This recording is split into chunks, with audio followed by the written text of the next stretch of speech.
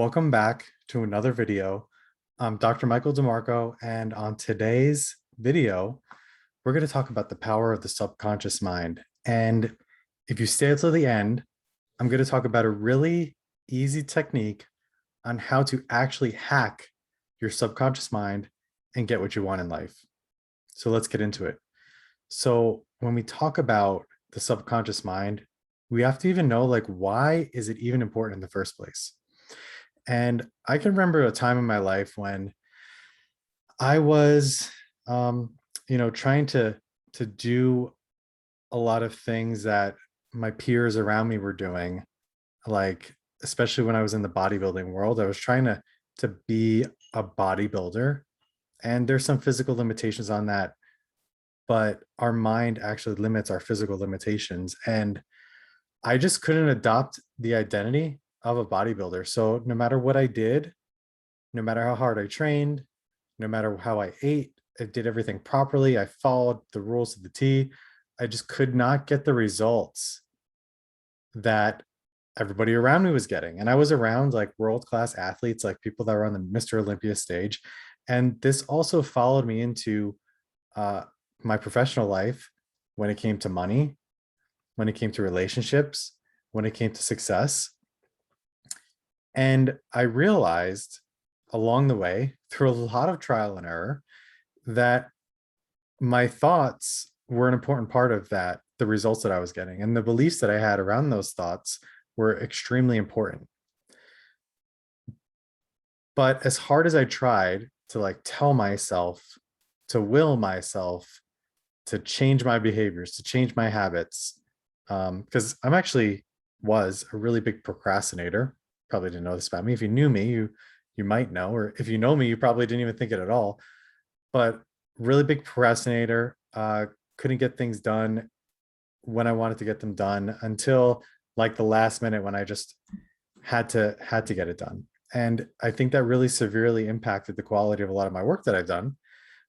You might be able to relate because a lot of people are procrastinators, and no matter how hard I tried, there would be a lot of things that I just couldn't get myself to do that I knew that I had to do to get what I wanted. So what is that? And we have these two parts of our mind. We have the conscious mind, and the conscious mind is like the interface. That's when you're playing the video game, you're able to press up, press down, press A, press B, and the character actually does like what you want it to do. You're kind of just like controlling the character. And that's really like your logic, your reason, your thinking, your critical thinking, um, communication, like creating a plan. That's our thinking mind. But then we have this whole other aspect, and that's the subconscious mind. And now the conscious mind is really only running 5% of the show. And the subconscious mind takes up the other 95%. And the reason for that is that your body, through your senses, is taking in so much data and so much information that your brain has to filter it out somehow. That otherwise, if you're aware of everything that you were taking in, you would just become overwhelmed and you wouldn't be able to get anything done. So it's really a protective mechanism that we have these like two parts of our conscious mind, two parts of our mind, our conscious and our subconscious. But that's where we kind of can run into some roadblocks, because the subconscious mind is what creates those invisible walls, those invisible barriers that we just can't seem to get through. We just can't seem to change no matter how hard we try. It seems like nothing ever changes. And then we give up and we just say that, I guess that's just me, or it's just not just for me. And our subconscious mind, it has a purpose. I mean, it's very important that we aren't aware of everything that goes on in the subconscious mind, like the beating of our heart, the digesting of our food, the movement patterns that we have when we walk, like all the movements of our muscles and our joints and our bones and everything, and the proprioception and how everything we're feeling. It just become overwhelming. We wouldn't be able to handle it all. So we need what's called subconscious programs, the automatic nervous system to handle all that stuff. But another part of the subconscious mind, beyond just like handling all the organ systems, is our belief systems. And something you might have heard is that the phrase limiting beliefs. But one of the things that one of my mentors told me a long time ago that really shifted my thinking on this whole thing is that all beliefs are limiting. So when you get to a certain belief, there are limitations to that belief. So we have to always be open to expanding our belief systems, to expanding our limitations, to expanding our reality. Because our beliefs, not just our thoughts, are what make up our reality and how we respond to it. So changing a belief isn't that simple. Changing our thoughts and our conscious mind, like what do we want to eat tonight, or where do we want to go to what movie do we want to see, and stuff like that, that's very easy because you can see it. But changing our beliefs, changing our subconscious mind is not so easy to do, because majority of our subconscious mind or subconscious programs happened when we were growing up. They happened when we were a kid and we saw the world around us, and we're learning the world around us, and our brain was like a sponge and it was just absorbing everything. And that's what makes up our subconscious mind. That's what makes up who we think we are. But even if you're adult, even if you are an adult, you can change it. And there's actually two ways, main ways, that you can reprogram your subconscious mind. And one way that a lot of people do, and a lot of people try, and there are many, many, many, many books on this, is just through constant repetition. And sure, that way works. But I don't think it works in the way that people think that it works. I think it works until like all of a sudden the program is rewritten and like something else actually shifts besides just the repetition. You don't really necessarily need all the repetition. You can shorten that time period instead of it taking weeks and months and years of repetition, because it's really hard. I mean, I don't know if you ever tried to change a habit by repetition. Most of the time, people, what they do, and I'm super guilty of this, is that we decide, yes, I'm going to change my habit. And we do it for a couple of days, maybe we even get to a week. And then something throws us off our game and we go right back to the old way. How many of you in the comments, let me know, has this happened to you?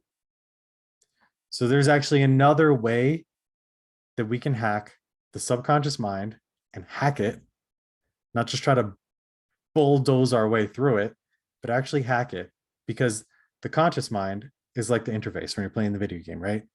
But the subconscious mind is like the world builder. And if you're going to change the world in a video game, you have to go back into the programming.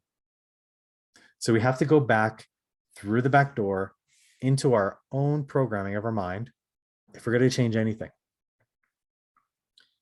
So if we're going to change it, there's a 3-step process. First, we have to decide what it is that we want to change in the first place. And we do that by selecting language that describes what we want to change, but in a way that we already believe it. So for example, if you're trying to change something like wealth, a lot of people have affirmations where they say, I am wealthy, I am rich, I am wealthy. And they'll say it over and over and over again. But then they'll look in their bank account, they'll look in their phone, they'll look around them, and they'll see, man, I am not wealthy. And that will just reinforce the belief that they're not wealthy, rather than do the opposite of enforce the belief of actually being wealthy, which is what we want to do. So one of the things that we can do is make it much simpler, make it much more general, make it much more believable, where there is no belief around it really, and just say the word wealth. And let our mind go to where it goes to of what that actually means and what it means to be living a wealthy life. Instead of saying, I am wealthy, just say wealth. And you can do that with almost anything. You could do that with health. You could do that with happiness. You could do that with certain relations, like a relationship. Just make it very simple and make it in language that your mind can already believe. because otherwise you're just going to do the opposite and you're going to reinforce the opposite belief pattern. Second, so if we're going to do this, our brain and our body needs to be in a susceptible state. And the reason why, when you were younger, you were able to, your subconscious mind was reprogramming in those age ranges, it's because your brain is actually in a primarily a different brainwave state, like the state of hypnosis. When you're younger, when you're in the age of like 5 to 12, where what's around you is actually going to be more easily programmed. So if we're going to do this, we have to align our heart, because our heart has the biggest electromagnetic field in our body, and our brain, because our heart is actually the back door to our mind, to our subconscious. Our subconscious speaks in emotions, it speaks in feelings, where our conscious speaks in words, it speaks in all the logical stuff. So if we're going to do this, we have to hack and go through the back door and create a doorway. So the way that we create this doorway is we're going to take one hand and we're going to put it on our heart. You could do two. And we're going to feel our heart. We're going to close our eyes. And we're going to take some deep breaths in through the nose. And breathing deep into the heart.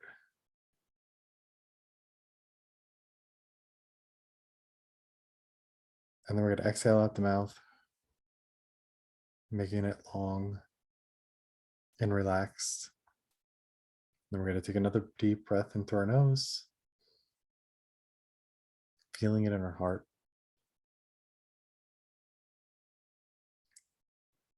Exhale. And we're going to do that as long as it takes, probably for a few minutes, for us to feel like our brain is shifting into these deeper brainwave patterns, these brainwave states. And you've essentially created what's called heart-brain coherence. And then the third and the final step, once you're in heart-brain coherence, once you've opened up the back door to your programming, you're going to take that word, that phrase, whatever it is, and you're going to say it over and over again to yourself. You can say it out loud if you want to, but say it to yourself like a mantra. And as you say it, you're not just saying the word. I want you to, well, you need to feel the feelings that word incites, as if it already happened. So you have to unite the word, the mind, and the heart, the feeling, in order to reprogram the subconscious mind. Because that's actually how our thoughts and our memories get implanted in us anyway. Because if you think back to any memory that's ever happened to you that you can remember, there's always a powerful emotion associated with the memories that come to mind first. So if we're going to reprogram those deep level programs, we need to associate it with an extremely powerful emotion. And I would make it a positive one, because that's the level of vibration of what you're going to attract. It's not really the word, it's the feeling. So make it a positive one. And just follow that 3-step process, that simple 3-step process of deciding what it is you want to program with, creating heart-brain coherence, open up the back door, and then program it. Say it over and over again. Feel the feeling, and do that for a few minutes.